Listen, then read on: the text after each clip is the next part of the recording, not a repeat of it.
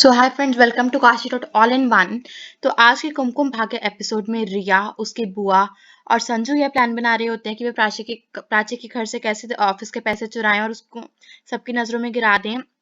पर संजू नहीं मानता, तो इसलिए रिया उसको समझा रही होती है कि उसकी बूजी जो भी कह रही है वे संजू के भले के लिए कह रही है। इतने में ही माया के बड़े पापा रणबीर को कॉल करते हैं कि रणबीर माया को उसकी कजन की शादी में लेने के लिए कब आ रहा है। तब रणबीर उनको कहता है कि वे प्राची के घर जा रहे हैं उसको लेने के लिए, क्योंकि उन दोनों को कोई ऑफिस का काम है। इतने में ही माया यह बात सुनकर दुखी हो जाती है। और इतने में रिया जब संजू को समझा रही होती है, तो उसके पापा यानी कि मिस्टर मेहरा कमरे में घुस आते हैं। तो रिया संजू को छुपाने के लिए छींक करने की एक्टिंग करती है, और जिससे संजू बच जाए, और संजू बच भी जाता है और मिस्टर मेहरा संजू को देखते देखते रह जाते हैं। इतने में ही प्राची के घर रणबीर आता है उससे मिलने के लिए, पर प्राची को लगता है कि कोई चोर आया है 10 लाख चुराने के लिए, ऑफिस के पैसे चुराने के लिए। तो वह उसे डंडे से मारती है, पर उसे पता लगता है कि वह रणबीर है। वह लाइट ऑन कर उस पर गुस्सा करती है कि वह खिड़की से क्यों आया है, दरवाजे से क्यों नहीं आया।